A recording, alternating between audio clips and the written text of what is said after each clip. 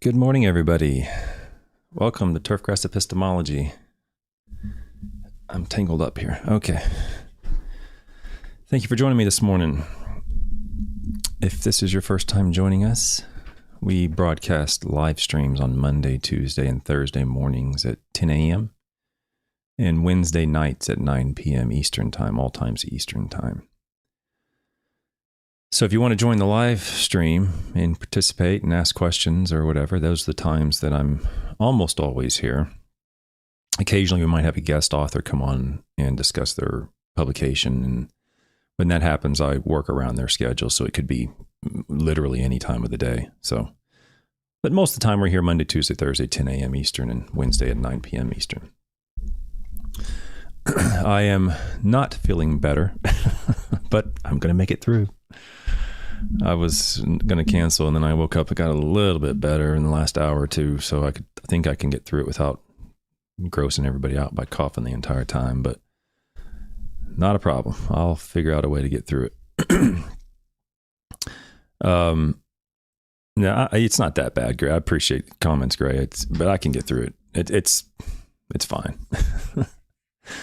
No problem. If the worst I have to do is wake up and talk about science with a little bit of sore throat, then I'm doing pretty good. So, welcome, Gardener Earth Guy. I don't remember you commenting before, but welcome. I apologize if I forgot. I did notice you made some comments last night in some of the articles. So I hope you're enjoying some of the previous content.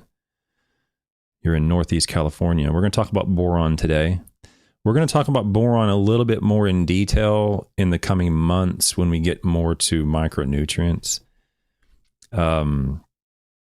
These next several weeks, we're going to be talking more about specifically iron, but oftentimes the scientific literature will look at micronutrients. So one article won't well, it's not true, but oftentimes an article will contain more than just iron. It'll contain zinc or boron or something else with it.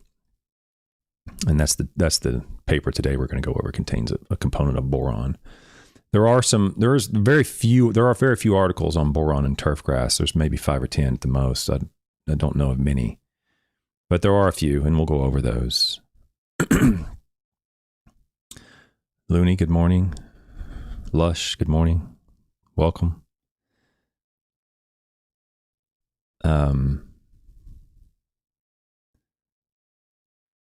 Looney says his wife is having gum graft surgery. Somehow now I'm responsible for watching my own kids in them.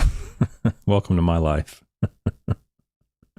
My wife I don't think she actually performs gum graft surgery herself. I don't think. I'll have to ask her. I think that's in the world of periodontology, I think.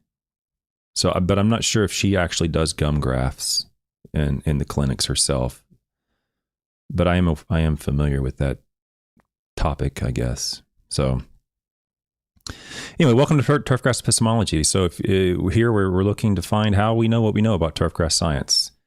Epistemology is the study of knowledge. Sounds a little bit circular if you're not familiar with that term, but we're investigating and pursuing the topic or the concept of how do we know when someone says, you should apply iron, and you should apply iron with nitrogen because nitrogen takes it up quicker, and you're going to get double dark green because the nitrogen and iron work together to take up more of the iron and turn the grass greener than without nitrogen. Oh, how do you know? That's the question. How does someone know that?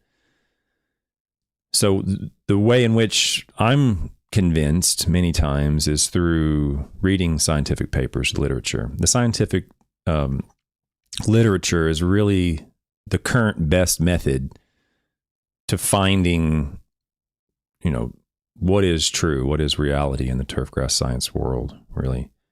The scientific literature is not always accurate, it's not always correct, but it's the best method we have at the moment. And so whenever possible, that is how we know. We pursue the scientific literature, we ask questions, we spend a lot of time reading. And I know a lot of people don't want to do that.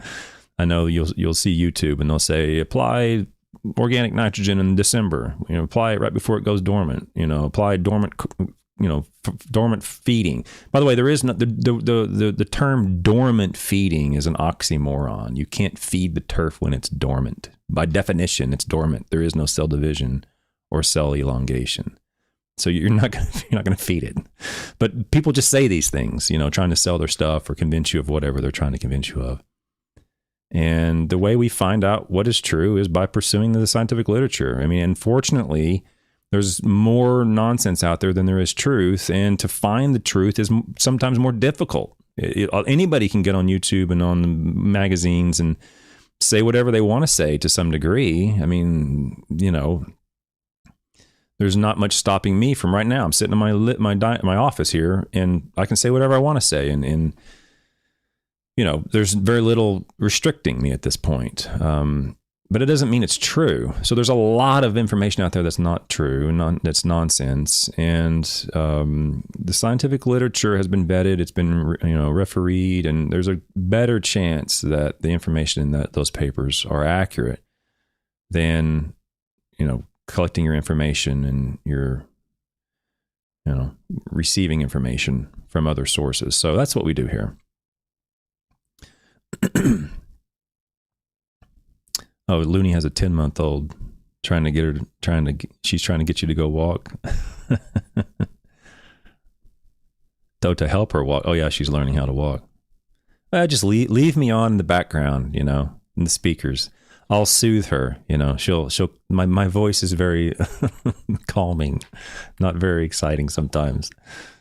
Okay, so today we have an article and we have a video at the end, and I'm showing the video at the end for a reason, because we haven't yet gone over the literature on iron. Yesterday's presentation, which I almost didn't do, which apparently maybe I should do more often, was sort of a summation of iron and turfgrass. If you haven't had a chance to go watch that video, it was just yesterday. Today is December 12th, so it was published on December 11th. And it was a summation of sort of the situation. It was an introduction into the world of iron and turfgrass. But we didn't really go into the scientific literature. As you notice, I showed slides, and at the bottom of some of the data slides, I cited those data. I cited if it was an agronomy journal or crop science or whatever. Well, from this point forward, we're going to be going over those articles. So a good reason to be convinced are these articles. A bad reason to be convinced is because Travis Sheddick said so on a PowerPoint presentation yesterday. That's a horrible reason. That's an appeal to authority, and we don't want to do that. I showed you as an introduction. Now we're going to go through. Now, how do you know, Travis? You showed that. How do you know? Now this is how we're going to know. We're going to go through. This is why I'm convinced. We're going to go through the literature now for the foreseeable future, and hopefully build a case, build the model of turfgrass iron, one article at a time. Okay, and at the end, we're going to show a video today that it's only a 2 or 3 minute video, but it's a video about iron, and there's a claim made, and this article has content in it that is directly relatable to a claim in the video. So I'm hoping that it makes sense and it connects together. Okay, so let's get into the article. The article today is entitled Iron, Manganese, Boron, and Zinc Effects on Growth of Merion, Kentucky Bluegrass. This was published in 1965 in, Agronomy Journal. They changed these over the years where they put them. In Agronomy Journal in 1965. So Agronomy Journal is put out by the Crop Science Society, the Tri-Society, Crop Science Society, Soil Science Society, and American Society of Agronomy, all those, the Tri-Societies. You can go to agronomy.org. You can actually just copy and paste that title into Google and it'll pop right up. Yeah, I think you have to pay for this article, but you can find this article and read the abstract. And if you are so inclined to pursue more in depth the scientific literature, the ASA or any of the trust societies would be good options to be a member of. And it's not that much, $100, $200 a year, whatever it is, to have access to decades and decades of scientific literature. If your heart so desires, you can pursue that. So, all right. If you have any questions or any comments, put them in the chat. I can't follow both at the same time. I'm a one-man show here, but I'll do my best. I'll end up either going back through them throughout the article. I'll be sure to address them before I close out today. So I apologize if you've done that in the past and I just miss it. So it's not my intent to overlook anything. Let me get my pen out here. Okay. So iron, manganese, boron, and zinc. These are three of the micronutrients that are commonly applied or often applied. Iron and manganese are the only two that I would recommend you would consider in your program. The other micronutrients they're almost never of any value in turfgrass management. Again, this is just my opinion. I haven't yet shown you any evidence to explain why that's my opinion.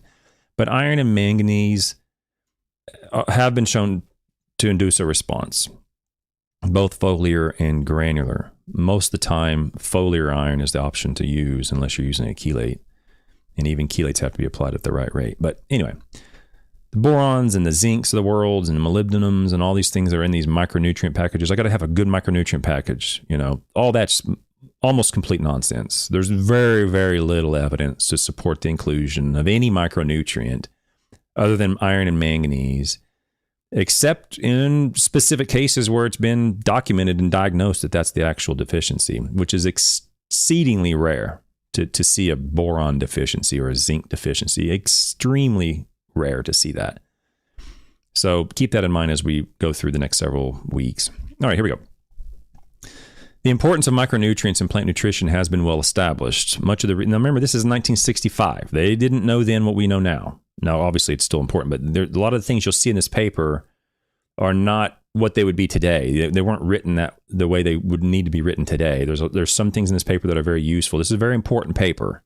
That's the reason I'm starting with it. There's some things in here that aren't exactly what they're saying. Probably there's a couple things that are off in here that I'll explain, but it's a very important paper to set the stage for turfgrass responses to these elements, okay? Particularly when it comes to the inclusion or exclusion of nitrogen. Much of the research to date from 1965 has been designed to determine the maximum concentration plants can tolerate and minimum concentrations on which they can subsist. So they're trying to find the maxes. Up until 1965, they're trying to see what is the minimum level they could survive on and what is the maximum level where they would eventually die. Okay, or eventually right below that where they wouldn't die, I guess. Information is very limited concerning the effects of micronutrients on rate of growth of grasses, particularly turf grasses. This is probably because micronutrient deficiencies and toxicities are seldom encountered with turf grasses. 1965. Micronutrient deficiencies, like I just said, they're almost never seen in turf grasses. And yet, there's all sorts of micronutrient packages constantly going out. Okay, a lot of money spent on micronutrient packages. Micronutrient blending facilities, not just for turf grasses. I mean, there's not much money in turf grasses for these micronutrient facilities. But those micronutrients for ag, from those blending facilities, are used in turf grasses. If you ever want to see the most disgusting, dirty, filthy, just god-awful mess of a blending facility, go to a micronutrient blending facility. It is just vile. I've been in a lot of blending facilities, and they're dirty. Like if you go and blend fertilizer, you go to a blending facility, or you go on a tour or something like that, they're dirty. They have front-end loaders, and there's stuff all over the ground and mud and all sorts of stuff. But that's nothing compared to micronutrient blending facility. They are vile. Dust everywhere. It's horrible. Anyway, I digress.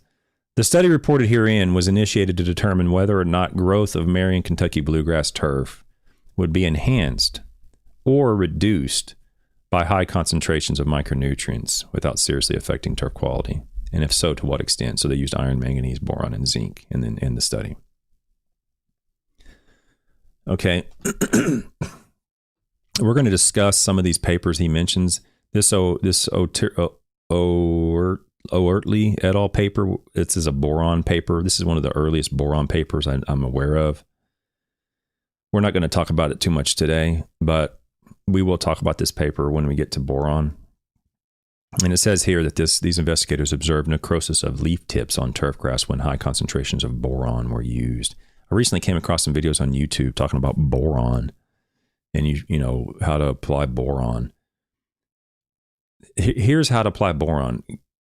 Take whatever boron you have in your shop and return it to the distributor and get your money back. That's how to apply it. There's almost a zero chance you'd ever see a beneficial response to applying boron to turf grass, especially under fairly normal conditions.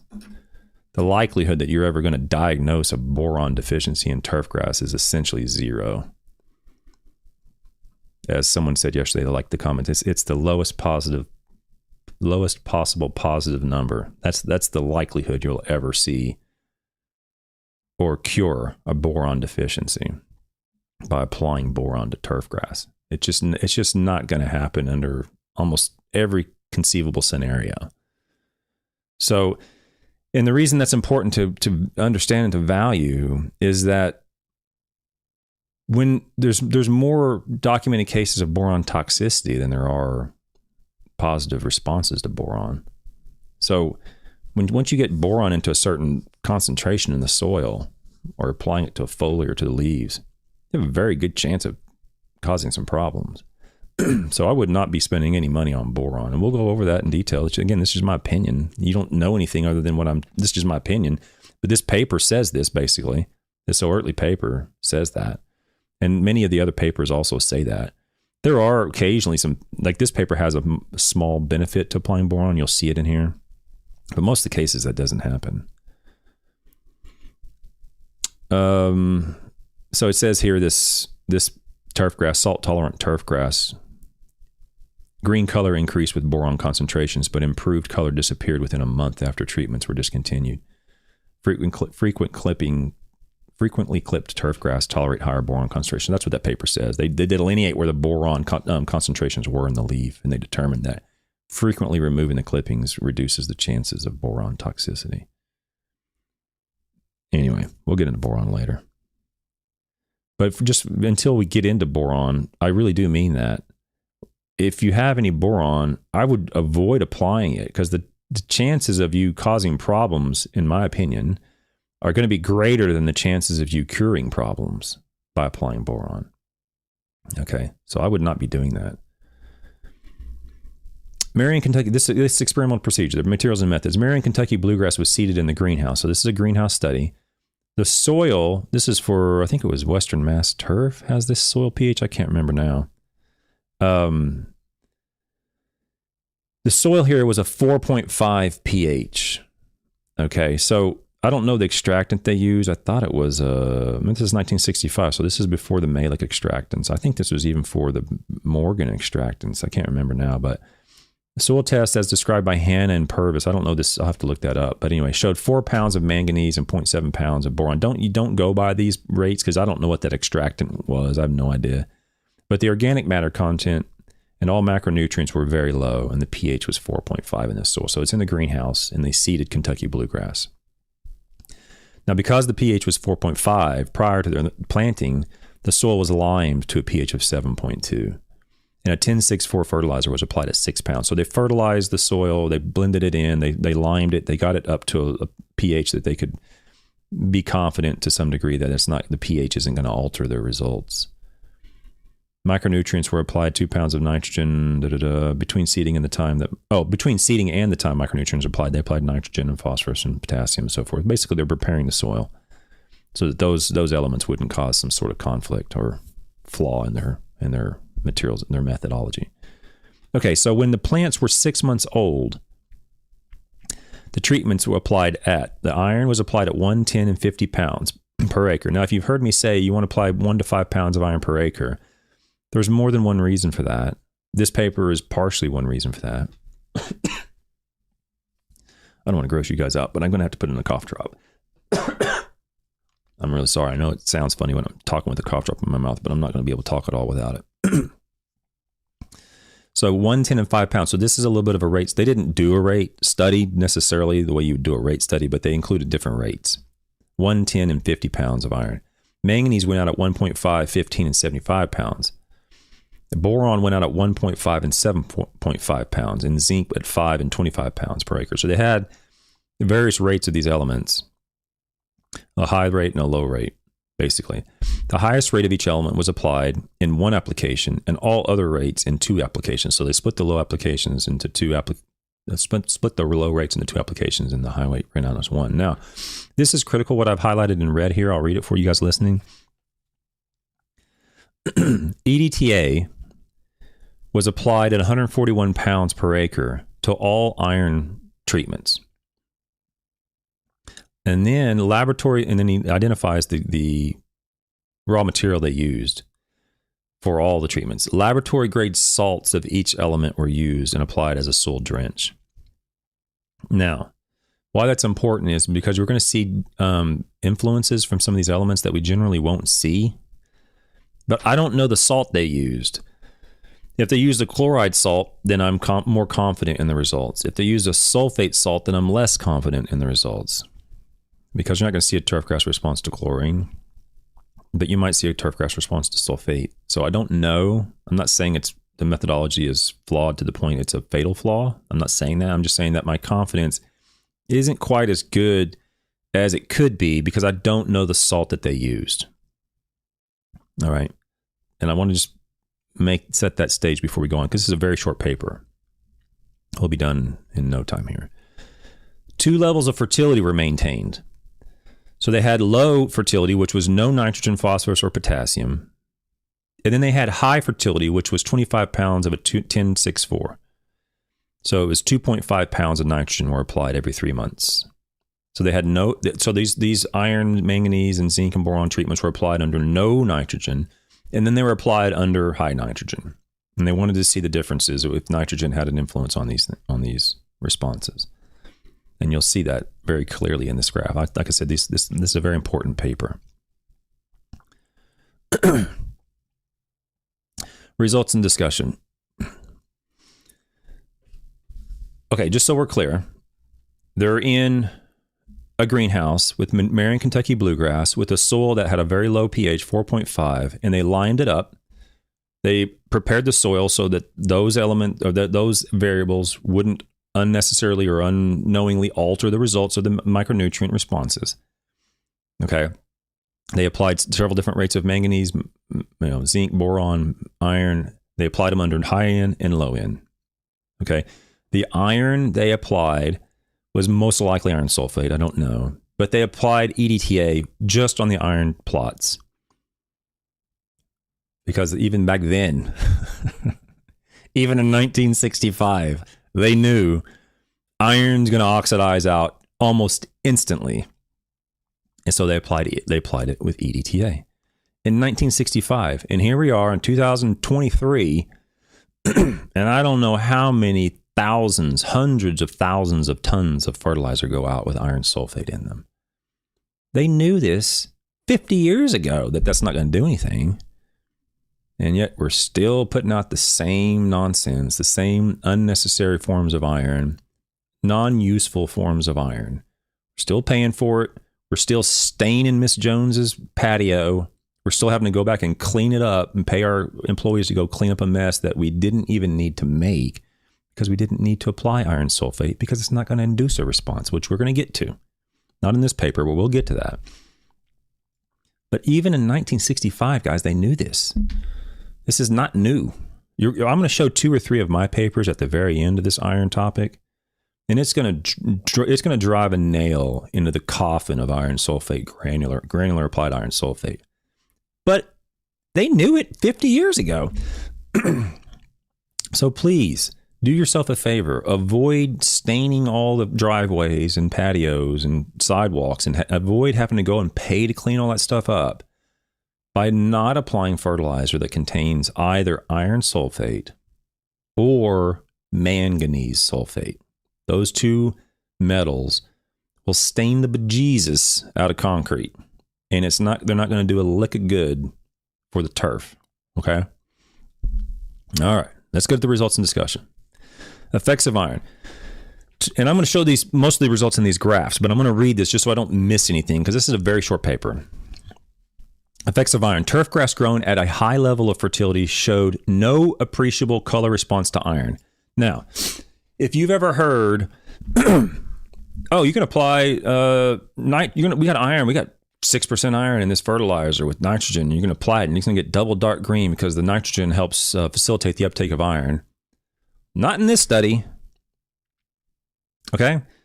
Turf grass grown at a high level of fertility showed no appreciable color response to iron. So when you're applying nitrogen in a blend with iron on Kentucky bluegrass, this is pretty strong evidence to indicate you ain't going to see a whole lot from that iron. The nitrogen is going to mask it. Or they're not even going to mask it. It's the nitrogen is going to show the response. It's going to move the quality up, the color up so high that any benefit of the iron is not going to be noticeable. So there's no need to apply it. Severe burning and dark brown discoloration of lower leaves were evident in low fertility cultures where the 50-pound rate of iron was added. So what he's saying is where we applied 50 pounds of iron when there was no fertility, it burned the grass. Pretty straightforward. Okay. And I'm going to, they don't really show that well in the graphs, but I'll get to the graphs in a minute. Total shoot growth, i.e. height of regrowth and dry matter production between mowings was unaffected by iron at either fertility level. Now, you've always heard iron won't change the growth rate of the turf. Iron is not going to, you can apply green without growth, right? You can apply iron and it's not going to change the growth rate or growth of the turf. That is not true. There is one paper we're going to go over. Let's see actually where it is in the pipeline. I think it's like 12 papers down. 11 papers down, unfortunately. So 11 papers from now, we're going to go over another paper that clearly shows in some cases the application of iron will increase the growth rate of turf grass. Any element that's deficient to the point where it's retarding the growth of the turf, when applied, will alter the growth rate of the turf. Okay, in general, the case is true where applying foliar iron will not result in a growth in general, but that's not always the case. And I'm going to show some evidence of that. In this case, they didn't find that. In this case, the growth rate didn't change. So this is one strike or one mark in the column of no growth rate change. But that is not. Oftentimes it's said or it's mentioned as if this is absolute truth, absolute fact that applying iron isn't going to change the growth rate of the turf. It is not absolute fact. Applying iron can, in fact, change the growth rate of the turf under certain conditions, and we'll talk about that as we move through the next several weeks. Iron was added to the turf grown in the low fertility level. Iron, when added in the low fertility level, produced a rapid increase in intensity of green color that lasted for 4 to 5 weeks, and a slight improvement in color was noticeable for 16 weeks. So let's look into this graph. For those listening, I'll do my best to describe it, if I can get it on the page here. So this is figure 1. We're looking at a line graph. On the x-axis, we have weeks after application from 1 to 25. And on the y-axis, we have color ratings from 1 to 10. Okay. Let's see, rating scale 10 equals dark green color. So 1 would be brown and 10 would be dark green color. They didn't have a minimum back here in 1965. So we have various panels. One panel is for zinc, one panel for boron, one panel for manganese, one panel for iron. Right now we're on iron. So let's talk about iron. So the week 1, 5. So week 1 and 5 is like right in here, and 9's in here somewhere. Okay. The dark lines on this graph are on the top are the high fertility lines. The lighter lines, so all these are the high fertility lines. The lighter lines are the low fertility lines. When you see this solid line here, which is going from a 2 up to about a 4 in color, that is no iron. And you see the same solid line up here in the high fertility. That's no iron. And then we have 1 pound of iron per acre, 10 pounds of iron per acre, and 50 pounds of iron per acre. So these other dotted lines and dashed lines are the increasing rates of iron. And what I want to point out is, when the nitrogen is applied, there is virtually no, and he said there was no effect of, no benefit of applying iron with the nitrogen. When you're applying nitrogen, the grass turned greener, and applying iron was not necessary. It was useless. There was no difference between applying the nitrogen with no iron and applying the nitrogen with iron. It can't be any more clear than that. Okay. When you did not apply any nitrogen at all, and you applied only iron, then there was some benefit.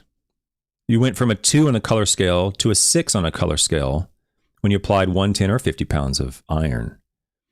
Okay, so you do see some benefit to applying granular iron EDTA in terms of color when no nitrogen was applied. And it, for the most part, I mean, it said for the first 5 weeks, so up to here there was a color response. So to 5 weeks, I think he said. And then there was, generally speaking, an increase in color for a prolonged period till, I don't know, whatever week this is, till 13, whatever he said in the paper. It's 13 weeks or so.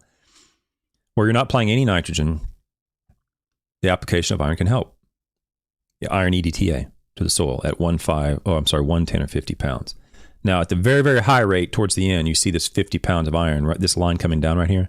At the very end of the study, very, very high rate, you start to see some toxicity. When you finally get to the end there, you do see that very high rate being a problem. Okay. So at the end, we're going to show a video that says nitrogen with iron is double dark. Well, not on Kentucky Bluegrass in 1965. When you applied iron with nitrogen, iron was useless. Your iron is really best used on low fertility turf grass. If you're going to see a benefit to applying iron in terms of color, you need to apply it without the elements that also provide color at a greater likelihood, like nitrogen. Nitrogen's almost always going to provide an increase in color and growth. Well, you're masking any effect from iron, so don't apply it. Save yourself some money. This is why I like iron. I was talking to my wife the other day. There's very little current research in iron in turf grass. There's 3 or 4 papers in the last 5 or 10 years, and those are mostly my papers, I believe. But the reason for that is there's no money in it. Who's going to pay someone to do research on turf grass iron? No one. So the researchers and the scientists are busy on grants, trying to figure out bigger problems in our ecosystems, in our communities. They're not trying to figure out practical stuff like, should you be using iron or not? Or what is the benefit of using iron or not? There's not much interest in it. Nobody's paying for it. Believe me, if some of these associations were throwing tens of thousands and millions of dollars at trying to figure out the iron situation, how can we induce an iron response with, from granular fertilizers? Everybody be jumping on board, but no one. There's no money in it right now. So there's not a lot of research, current research. These papers in 1965 show right here. Apply some nitrogen, take out the iron. You're going to get the same response. That's what this graph shows. Okay. I don't know how much clearer to make it. 50 freaking years ago, they knew it. And I did 2 or 3 studies, which I'm going to show at the end, and it's basically the same exact thing. You apply nitrogen, you're going to see a green response. You don't need to apply any more iron, especially if it's a granular application. Okay. You end up causing more problems when you're trying to think you're trying to fix problems by applying manganese and boron and zinc and these things. You end up causing more problems more likely than you would solve them. Anyway, effects of manganese. The application of 1.5, 15, and 75 pounds of manganese per acre did not affect clipping yields or height of regrowth between mowing. The low rates increased intensity of green color on turf grown at the low fertility. So once again, you saw a response to manganese at the low fertility, but not at the high fertility. It also stimulated root growth. All rates of manganese increase saw density in turf grown at low soil fertility. Responses to iron and manganese by Merion Kentucky Bluegrass were, in many respects, similar. No toxicity symptoms were observed at rates used in this experiment. And the reason I highlighted that in terms of the response is very similar is because the response to iron and manganese is very similar. These elements sit right next to each other on the periodic table. And the turf response to those, and even the turf deficiency symptoms in those, is very difficult to differentiate between manganese and iron deficiencies in turf grass, especially very fine bladed turf grass, is very difficult. It's not easy. You have to know what you're doing. And the response to applying those elements is also very similar. The staining of concrete and wood and whatever it lands on is also very similar, almost identical. Okay, so it's very unlikely you're going to have a manganese response relative to iron response. Manganese is a little bit more soluble. When I get to the iron solubility studies at the end, I included manganese, and you'll see manganese does remain more soluble a little bit longer than iron does. It will become insoluble, no question, but it stays soluble for a little longer. So there is some similarities there in terms of the color responses and the staining, but manganese can remain soluble for a little bit longer than iron. So the manganese, what he's talking about here on this graph, is the same graph for those listening, color rating, manganese with the high N and no N, and you'll see 0 manganese, 1.5 and 7.5, and you'll see with no manganese at the high rate of N resulted in about a 9 on the color scale, and when you added in 1.5 manganese, you're at about a 7 at 5 weeks. Okay. And after that, there really was no difference much until very, very end of the study when you saw 7.5 resulting in a reduction. So once again, and actually in the beginning of the study, it was a great deal of reduction. There was a 2 or 3 from the 7.5 pounds of manganese at the early part of the study relative to a 6 from applying no manganese. So under the high nitrogen application regime. So high nitrogen, there was no benefit to applying manganese. There was only either no benefit or a reduction in color from manganese application. Oh, I'm sorry. I'm sorry. I'm on the wrong graph. I'm talking about boron. I'm sorry. I messed up. I erased what I just said. I apologize. So manganese, I jumped ahead. I was excited about talking about boron. With manganese, there's very little benefit at all. Again, in the high nitrogen, there was very little benefit to applying manganese. There might have been a little bit of a bump here at the very beginning. But other than that, the high nitrogen, there was no benefit to applying manganese with nitrogen. There might have been a little bit of benefit when you're not applying nitrogen at the beginning. So here at the beginning, there's a 2 on the color scale relative to 6 at the high manganese level. High manganese level resulted in a pretty big bump in color early on. I don't know for sure, but I suspect this reduction in manganese color is a result of oxidation of that manganese eventually coming out of solution. Anyway, with no nitrogen, manganese was a little bit beneficial. With no nitrogen, iron was a little bit beneficial. With high nitrogen, neither iron or manganese showed much of a color response at all. And the same thing holds true for density. This is the density graphs where the high nitrogen for iron had no benefit for applying iron, and the high nitrogen for manganese showed no benefit to applying manganese. Okay. I'm sorry about it. I screwed up on the boron thing here. Now let's get to boron. Height of regrowth between mowings and dry matter production of turf grown at a low level of fertility were not affected by 1.5 or 7.5 pounds of boron per acre. Solid density of these cultures was increased for 5 weeks after application, figure 2.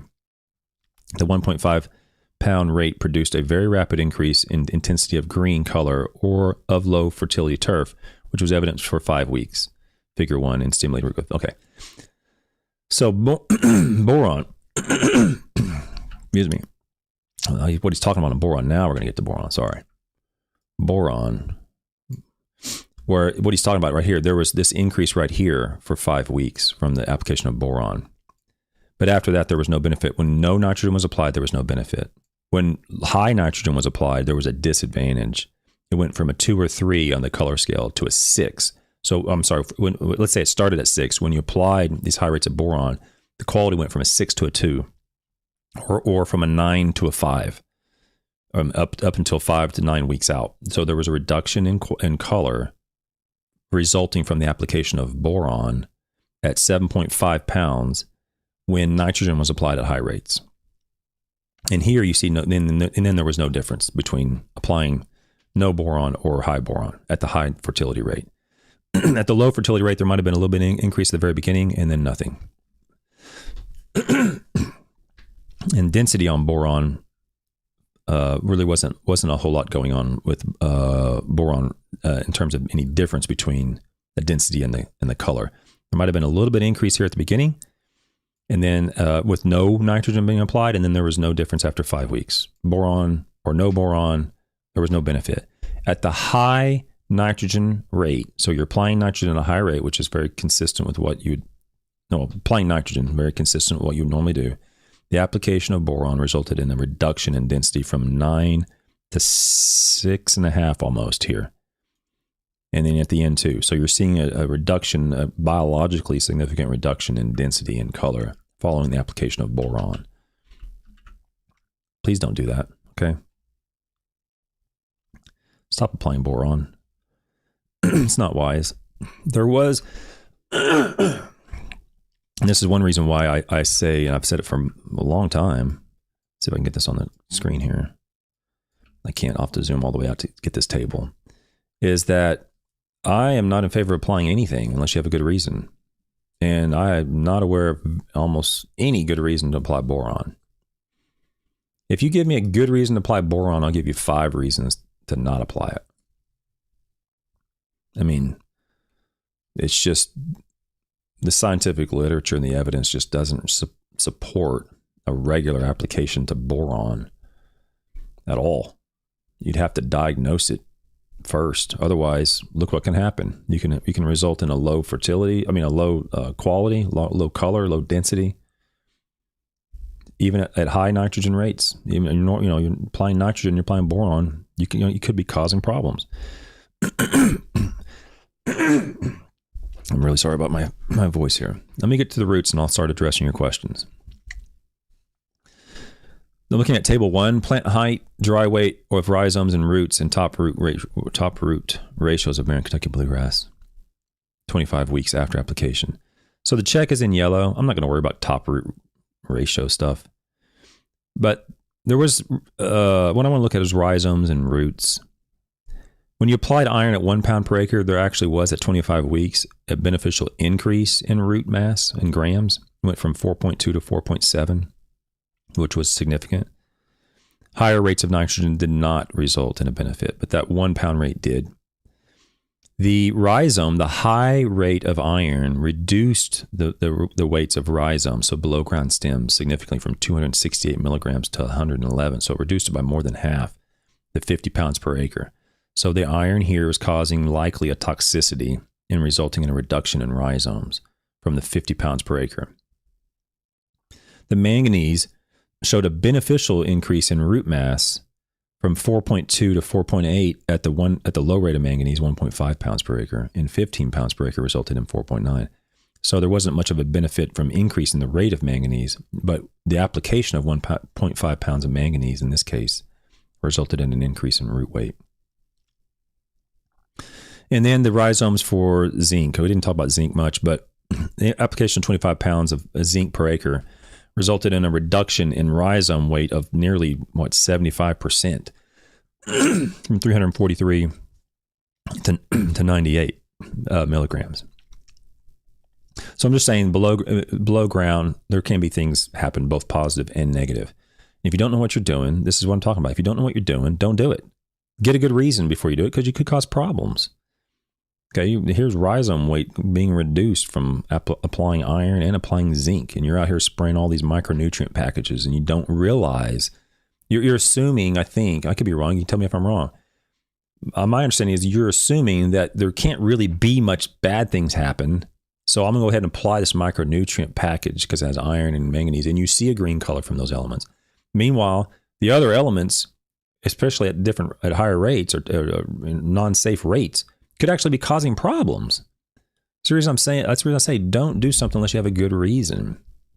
And if you have a good reason to apply iron, great. But don't apply it with iron and boron, iron and zinc, because there may be an equally bad reason to apply boron or apply zinc. You could be shooting yourself in the foot and not even realize it. All right, we're coming down to the end, almost done. And we're going to have a fun video at the end, and hopefully you can pick out what he says as being, an issue. When applied to turf grown at a high level of fertility, 7.5 pounds of boron per acre stimulated taller growth and higher yields of dry matter for 6 weeks than did the untreated turf. However, so at the beginning it increased it. However, during the remaining weeks of the experiment, less growth was produced, resulting in an overall average similar to that of untreated cultures.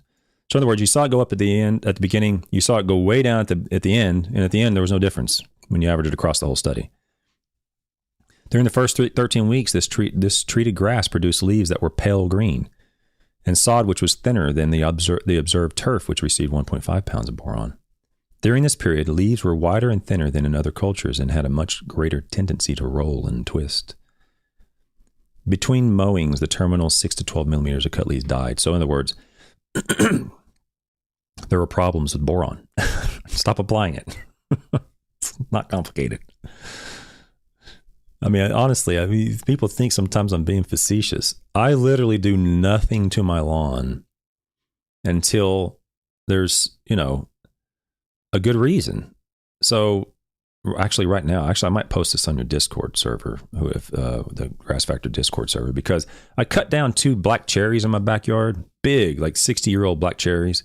And I cut down, I counted the rings on, I stopped counting at 85. So somewhere around 85-year-old elm tree. And I ground them all down, 6 inches down, a foot down, whatever it was. I grounded everything out and put in some soil, got it all done and put some grass in there. And man, I can't get grass to grow there. It looks horrible. Grass can grow everywhere else, but not right where those stumps were. I just can't. It's super chlorotic. That doesn't look good at all.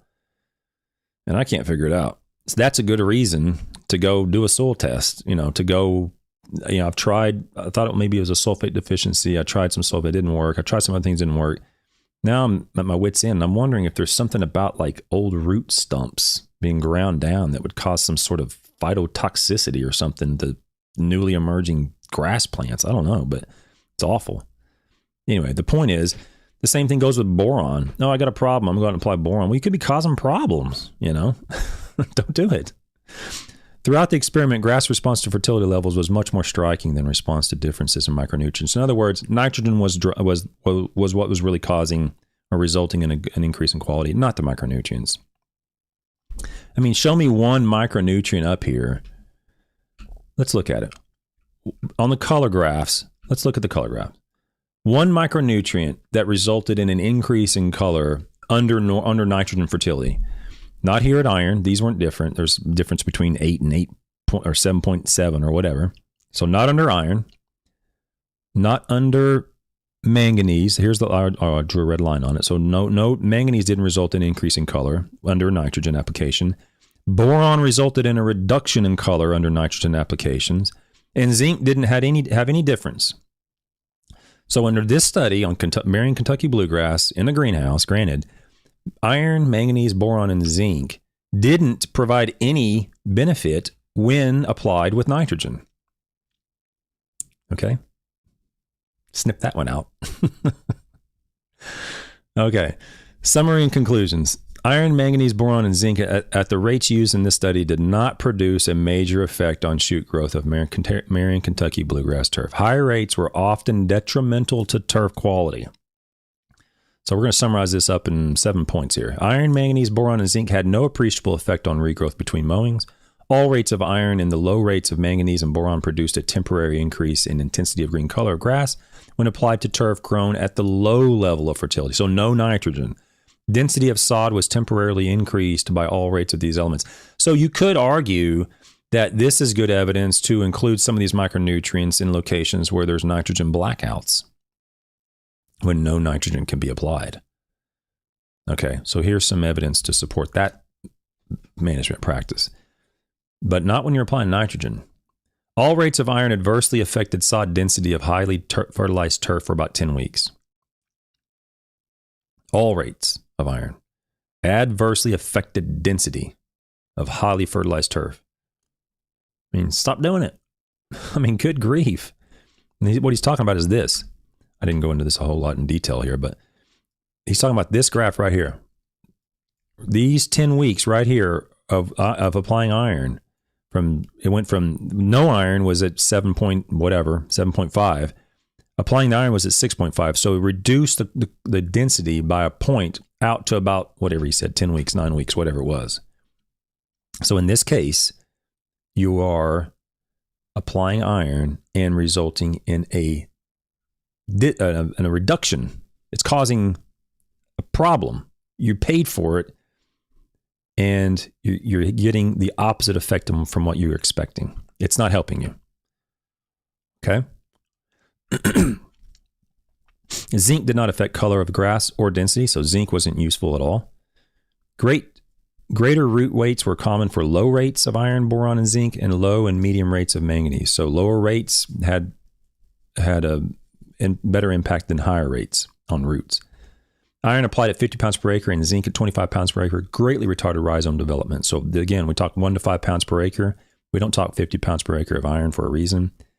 And this is one reason of many reasons why we do not want to apply more iron is not always better. And that's what it, more iron is not always better. And here's an example of why we say that. Toxicity symptoms were evident in shoots when 50 pounds of iron were applied to turf grown at a low level of fertility. So lots of iron with no fertility got problems with toxicity. Boron applied at 7.5 pounds per acre was toxic to highly fertilized turf. So boron was toxic, whether it was fertilized, highly fertilized. These micronutrients had little value for controlling growth of Merion Kentucky bluegrass. Iron, manganese, and boron did, however, show some value for improving turf quality for a few weeks following their application to turf grown with a low level of nitrogen, phosphorus, and potassium. Okay, so low or no nitrogen, you can see some benefit. That's the take-home message. You're going to apply it with nitrogen, you're not going to see much benefit. Okay, we're about to show a video that says the opposite. Let's go into the chat and see what I missed.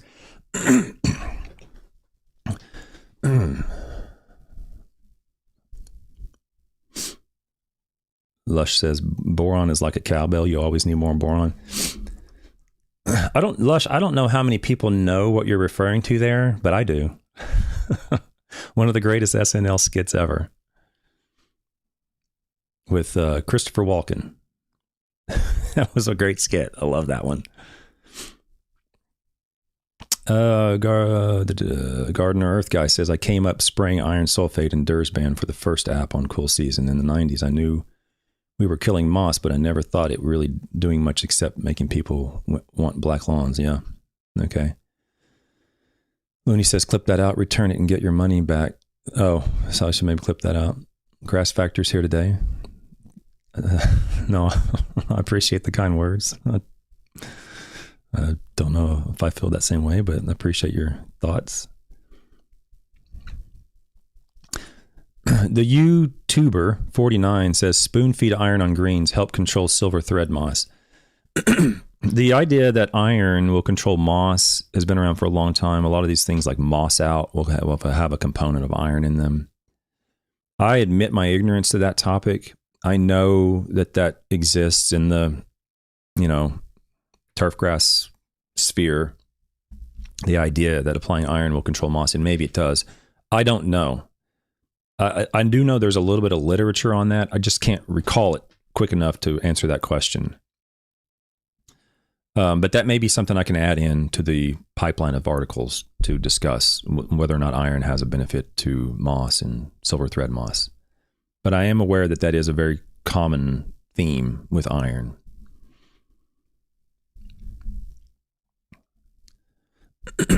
I'm not sure about what you're saying. I'm going to skip that one. We would see some results. Looney asks, would we see similar results with magnesium sulfate? Oh, that's a great question. I love that question. The answer is absolutely not. You would not expect to see a similar response to magnesium sulfate as you do to iron or manganese sulfate. Absolutely not. As far as I'm aware, there's only one paper that's actually looked at iron, manganese, and magnesium sulfates in the same paper. And we will discuss that at the end of the topic, weeks from now, a month from now, whatever. Magnesium responses in turfgrass are exceedingly rare. Very, very, very rare, even at very low soil magnesium levels. I have documented it. I will show a publication weeks from now that does document that. We had one response to, I believe it was foliar magnesium sulfate at the very, very, very end of a 2-year study in one location, we finally saw one little pop up on the quality. So basically, you can look at it like this. We did, I don't want to get it wrong, but I'll go over it when I get to it. My voice is starting to go, guys. Excuse me. I want to say it was like 2 12-week studies at one location and 2 12-week studies at the other location. So I'm going to get it wrong, but let's say there was 48 weeks of ratings. One of those 48 weeks of ratings, we saw a response to magnesium sulfate. And almost all the 48, let's say whatever it was, 40 or 42 or whatever of the weeks, we saw a response to iron sulfate, foliar. So magnesium sulfate, do not conflate the two. It sounds manganese and magnesium, iron, they're all sort of together. Magnesium is a macro element, macronutrient. Manganese and iron are not. Magnesium is extremely soluble in the soil. It does not oxidize anywhere near the same rate as iron or manganese, okay?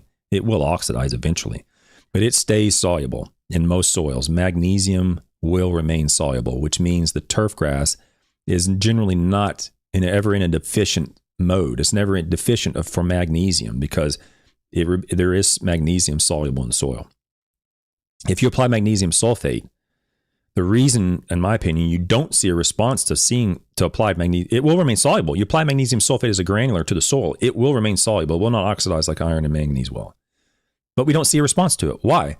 Well, because magnesium is already soluble in the soil. There's already enough magnesium in the soil. So applying more isn't going to help unless you've depleted the magnesium so low in the soil that your turf is deficient in magnesium. Okay. That's a very you're stroking my ego, Looney. That's an area that I love to talk about, these elements. So yes, magnesium is very different than the other two elements, but manganese and iron are very similar in many regards. Grass Factor says, doesn't manganese applications aid in minimizing or even preventing patch disease in Kentucky bluegrass? Yeah, see, that's what I'm saying. When you go from manganese and iron to mosses and diseases, that's when you're asking me to go outside my lane. I'm driving in the lane of iron, driving in the lane of manganese. I'm doing good. I'm cruising, and then right next to me is pathology, right? And we're cruising together. And it's like, well, let me get over there a little bit closer to the pathology lane, And I get out of my lane, and I don't know what I'm talking about when it comes to pathology. And I know those two worlds overlap a little bit, but I don't have an answer for that. I can look it up. I can go over the literature in those topics, but I do not know the literature as good as I need to know it in order to answer that question effectively. So the answer could be yes, it could be no. Unfortunately, when you move into pathology, that's where I have to slow down because I'm getting out of my lane there. Gray says, this type of coverage by you has been needed for a few years and is so refreshing. This can shut down the YouTube cowboys that don't have a clue. I doubt that. I doubt it shuts them down. But I appreciate the kind words, Gray. I do. It's something. And all my intent is to help people with, have a positive. I want to have a positive impact on my industry. That's it. It's not to point any finger at anybody, any person, but I have noticed there's a lot of YouTube stuff out there that's like, what in the world they get that from?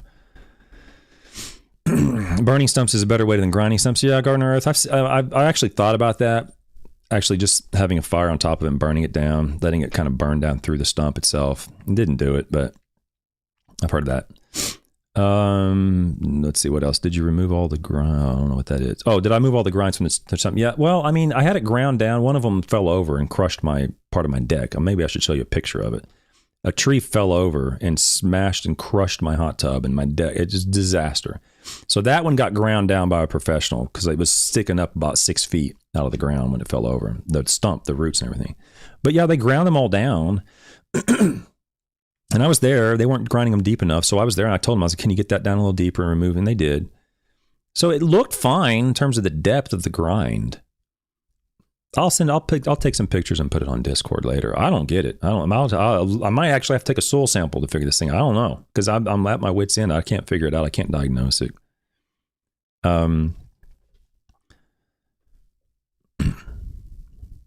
Okay, great. About the tree stump, yeah. Yeah. Okay, thanks for the comments, Gray, about the tree. I don't know. Yeah, the black walnut stumps. Yeah. It's not a black walnut. They were elms and a black cherry. I'm aware of the allelopathic influence of black walnut. That's what I thought. That's what I was thinking too. Maybe black cherry has that too, or an elm has that too. I don't know, but it's noticeable. It's bad. And I'll send some photos later. Maybe you guys can help me out.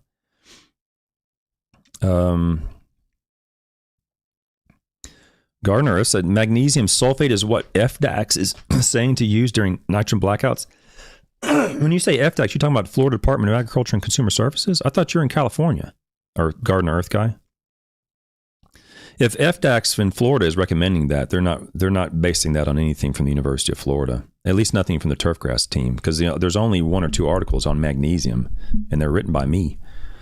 So I don't know when you say FDAX, if that's Florida or California, but thanks for letting me know that, because that's clearly not a good recommendation. Magnesium, all the magnesium work we've done in Florida, there have been several projects done in Florida, and very rarely do we ever see a response. Almost never. Okay, Pensacola. Yeah, I lived in Jay and for a summer in the Milton area, Garden Earth guy. So I'm familiar with that area a little bit. Okay, let's get to the video, and we'll discuss this video. And I want to. It's only 2 minutes long, 2 minutes 40 seconds long, or whatever. And I don't really. Again, it's not about the person. It's just about the claim, the content that he says in here. And now we have a little bit of evidence. We can use that to critically think our way through. So this video is from a channel called Yard Mastery. The title is called When to Apply Double Dark Lawn Fertilizer with 6% Iron. I might play the whole thing, or I might just skip through it. I don't know. The claim is at the very beginning that I want to talk about, so we'll see how it goes. All right, y'all, so today we're going to answer some questions that we've gotten around our double dark fertilizer. And I'm going to give you some different ways that can use it. So we've talked about this before. It's a 1600, 16% nitrogen, but it's got 6% iron, and that's really the key here. Okay, so the 6% iron, as I showed you on the PowerPoint presentation. I haven't yet shown you this on the scientific articles yet, so fair enough. It's just my opinion at this point, as far as you know. But on my PowerPoint presentation, I showed you the solubility of these different iron sources in the lab. And I'm going to show you the solubility in the soil as we get to that as well. But when you say 6% iron, I can't really see that, but he said 6%, so 6%. But only 0.06 says water soluble, and 0.48 is chelated iron. And you have to look down here on the derived from statement. And it says polymer coated urea, ferrous sulfate, so that's soluble. And then it says iron sucrate and iron EDTA. So there's 3 forms of iron in there. 6% iron in the bag, but only, let's just call it 0.5. 0.5% is soluble or chelated. So the 6% is irrelevant. It doesn't matter. What matters is the 0.5, because what will happen is on these blends, and I know because I worked for a fertilizer blender for 6 years. I know how this game is played. You can't get 6% iron or EDTA in a fertilizer blend like this, because the percent iron in EDTA is so low, it's going to end up being 0.48 like he has right here. To get the 6% to where it looks like there's a lot of iron in it, you got to put an iron source in it that has a very high concentration of iron, like iron oxide or iron sucrate. And that's what he has here. So they'll throw in iron sucrate or iron oxide. It has like 50% iron, the actual raw material. And it'll bump this iron up to 6, and it'll convince people that there's a lot of useful iron in the fertilizer, when in fact there's very little, 0.48. However, if you take the 0.48 iron and you run the math on it, and I'm assuming you're going to apply this at 1 pound of N, you'll end up applying about 1.3 pounds of chelated iron per acre. Around that, something like that. And the article we just showed looked at 0, 1, 10 and 50 pounds of iron. I think that's what it was. What was it?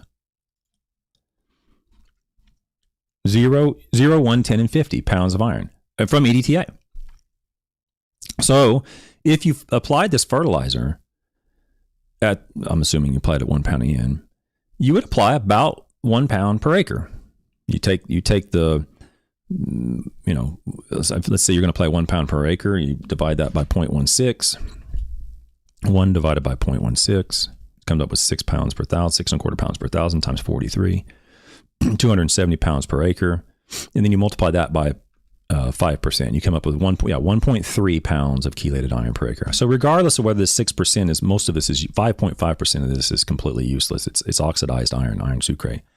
The 0.5% actually would provide an amount of iron that is similar to the research study we just showed. Let's continue. Is we have high iron, and we also have a little bit of nitrogen to pull the iron in to turn the lawn nice and double dark green. Okay, so there's the claim. He doesn't know that. I don't know who this guy is. I thought this guy was on another channel, but this one says Yard Mastery. I don't know all this stuff, but he doesn't know that. He's just making a claim.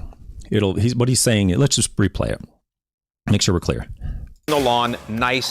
That's really the key here. Is we have high iron, and we also have a little bit of nitrogen to pull the iron in to turn the lawn nice and double dark green. So he's implying, if not outright claiming that the nitrogen will help pull the iron in and call it and result in a double dark green color. Now I'm going to go back to the PDF. What did we learn from this paper on Kentucky Bluegrass? We learned on the color rating scale, when you're applying nitrogen with iron, there is no evidence in this paper, at least, that is going to do anything at all. The iron. When you're applying the iron with the nitrogen in this particular study, we're going to show other studies, but in this particular study on Kentucky Bluegrass, you're not going to do anything double dark green. In fact, you're going to result in a masking of any benefit of the iron at all. And therefore, you're wasting your money by applying iron in this particular case under the Kentucky Bluegrass settings, under the scenario or the methodology of this particular study. It's only when you don't apply the nitrogen that you see a response or a benefit to applying the iron.